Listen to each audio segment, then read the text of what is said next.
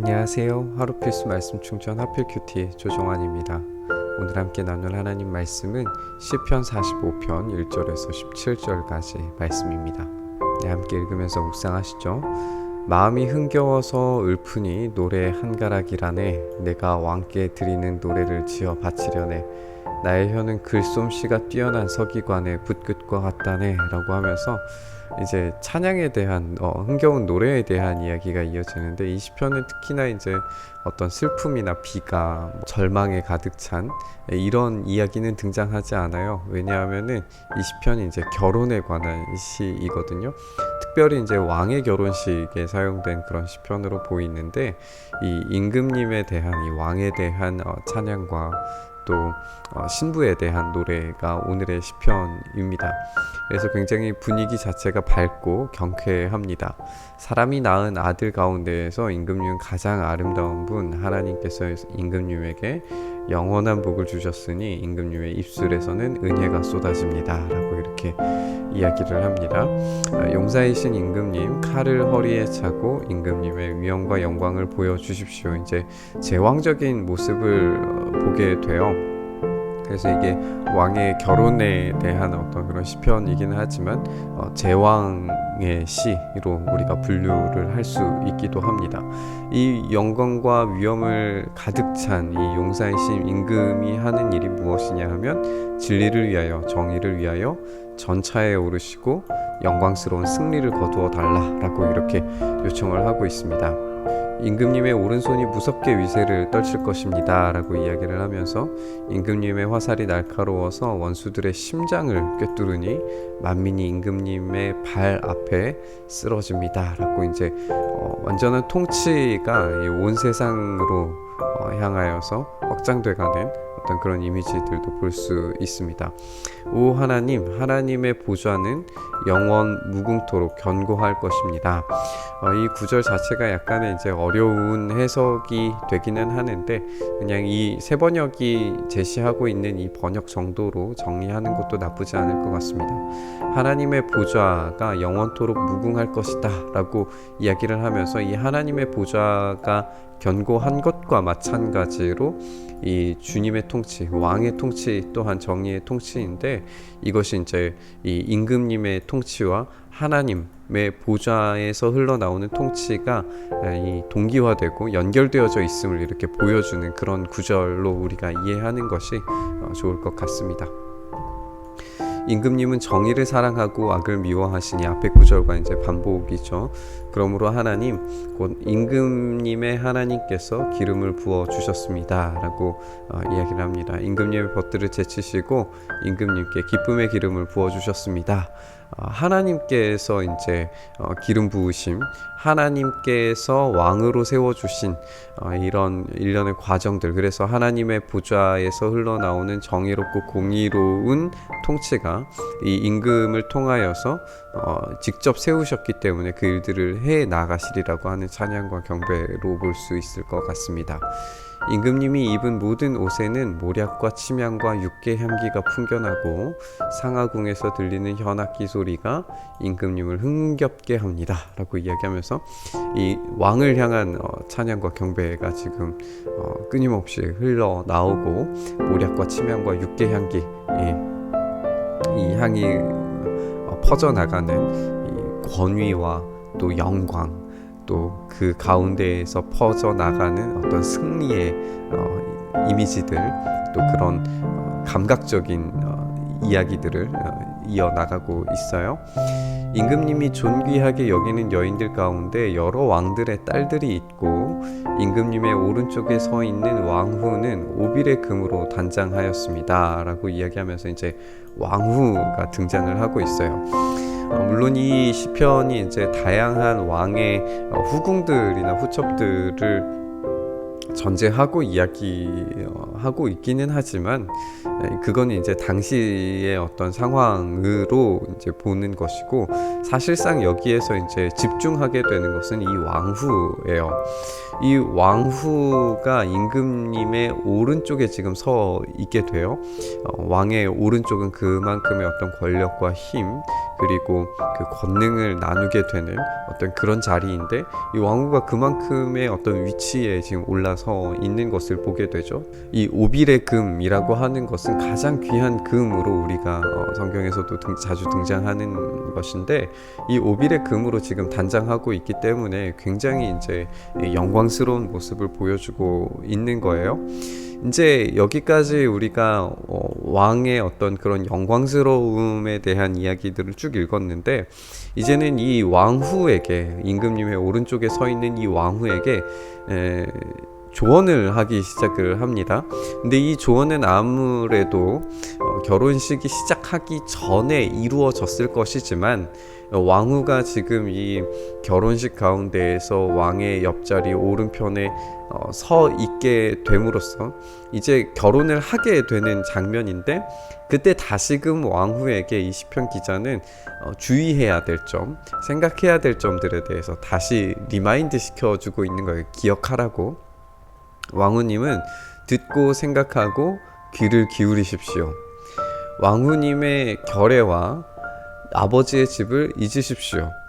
굉장히 중요하죠. 지금 자기의 원래의 가족들과 아버지의 집, 가문, 또는 이제 왕국이 될 수도 있고, 자기가 이전에 소유했던 어떤 정체성들, 이런 것들을 다 내려놓고 오로지 지금 듣고 생각하고 귀를 기울임으로써 자기의 남편이 될 왕에게 지금 집중하라고 요구하고 있어요. 그리하면 임금님께서 그대의 아름다움에 사로잡힐 것입니다. 임금님이 그대의 주인이시기 때문에 그대는 임금님을 높이십시오. 두로의 사신들이 선물을 가져오고 가장 부유한 백성들이 그대의 총애를 구합니다. 이 영광스러운 어떤 두로의 사신들, 또 가장 부유한 백성들, 이렇게 표현함으로써 이제 당시에 정말 유명한 부자 나라 중에 하나가 이제 두로였거든요. 이 무역 중개를 하면서 이제 굉장히 유명한 부자 도시 국가였는데, 이 두로의 사신들이 선물을 가져오고 가장 부유한 백성들이 총애를 구한다고 하면서 이 왕위에 오르게 되는, 결혼에 진행하게 되는 이 왕비에게도 이 총애를 구하고 왕비의 영광스러운 어떤 이 결혼 예식을 지금 보여주고 있어요. 왕후님은 금실로 수놓은 옷을 입고 구중궁궐에서 온갖 영화를 누리게 되니까 오색 찬란한 옷을 차려입고 임금님을 뵈러 갈 때에 그 뒤에 들러리로 따르는 처녀들이 줄을 지을 것이다. 그러니까 지금 이것은 아까 9절 이전에 등장했던 장면이었을 거예요. 그러니까 이런 조언들과 이야기들이 다시금 이 위에 있는 영광스러운 결혼식 잔치를 다시 생각하게 만드는 그런 구절이라고 볼 수도 있을 것 같아요. 그들이 기뻐하고 즐거워하면서 안내를 받아서 왕궁으로 들어가게 됩니다. 그러면 그때의 임금님의 아드님들은 조상의 뒤를 이을 것이고, 임금님께서 그들을 온 세상의 통치자들이 되게 하실 것입니다 라고 하면서 왕과 왕비로부터 나오는 어떤 그 이후의 세대에게 하나님의 통치가, 아까 초반부에 말했던 정의와 공의의 통치가 이어지게 될 것이라고 하는 그런 찬양으로 이어지고 있습니다. 내가 사람들로 하여금 임금님의 이름을 대대로 기억하게 하겠사오니 그들이 임금님을 길이길이 찬양할 것입니다 하면서 이제 이 결혼 예식에 대한 이야기, 이 찬양과 또 환호성이 울려 퍼지는 것 같은 이 아름다운 시편이 마무리 짓고 있습니다. 우리가 이 시편을 생각할 때에 가장 중점적으로 생각해야 되는 핵심은 무엇이냐 하면, 이 시편이 단순히 어떤 왕의 결혼 예식, 결혼 잔치, 그리고 그 가운데 올라가는 왕후에 대한 어떤 놀라운 찬양과 아름다움에 대한 어떤 숭배, 이런 것들로 이 시편을 읽는다면 우리는 정말 이 시편이 가지고 있는, 성경 전체 안에서 가지고 있는 그 놀라운 이미지들을 놓치게 되는 걸 거예요. 분명히 이 시편은 나중에 우리가 완성된 하나님 나라에서 경험하게 될 신랑 되신 예수 그리스도와 그리고 신부인 교회에 대한 어떤 그런 이미지를 잘 담아내고 있는 그런 아름다운 사랑의 노래가로 볼 수 있어요. 그래서 우리가 이 공의와 정의로 심판하시고 다스리시고 온 만물을, 온 나라들을 다스리시는 이 왕 중의 왕이신 임금님에 대해서 우리가 생각하게 될 뿐만 아니라 6절에서 이 하나님의 보좌가 바로 당신의 보좌입니다 라고 이제 표현되어지는 그 통치가, 하나님의 통치가 바로 당신의 통치입니다로 이렇게 해석되어지는 이 모든 일련의 것들이 예수님으로 연결되어지는 아주 좋은 연결고리들을 우리가 발견을 하게 돼요. 또 우리가 왕후에 대해서 생각할 때 10절에서 이야기하는 것처럼 듣고 생각하고 귀를 기울여서 행동해야 되는 액션이 뭐냐 하면 왕후의 결례와 아버지의 집을 잊으라는 거예요. 그것이 우리의 이전에 죄악된 죄의 종이었던, 죽을 수밖에 없었던 우리의 인식, 자기 인식들을 다 버리고 나의 새로운 신분, 우리 주님께서 나를 사랑하셔서 신부 삼아주신 그 새로운 신분을 기억하고 그에 합당하고 걸맞게 행동해야 된다라고 이야기하는 일련의 명령들과 이야기들, 이 후반절의 이야기들이 이 신약의 성도들에게 그렇게 연결이 될 수 있을 거예요.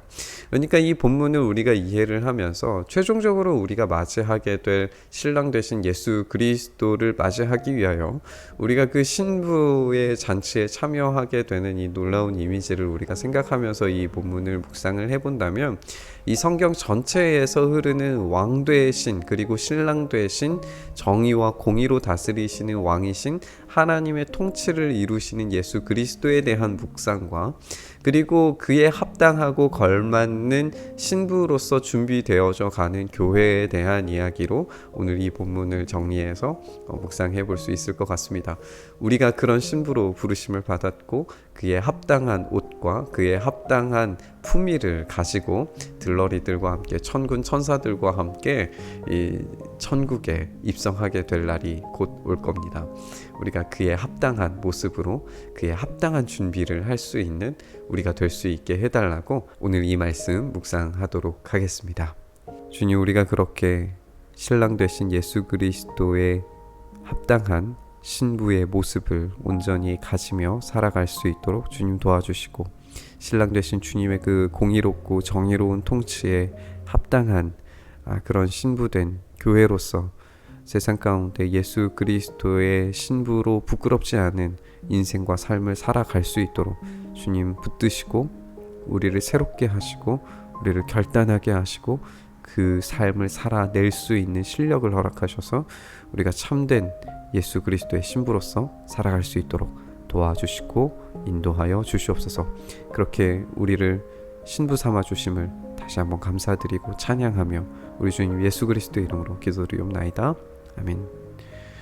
오늘 부딪힌 말씀 가지고 함께 기도의 자리로 나아가시죠.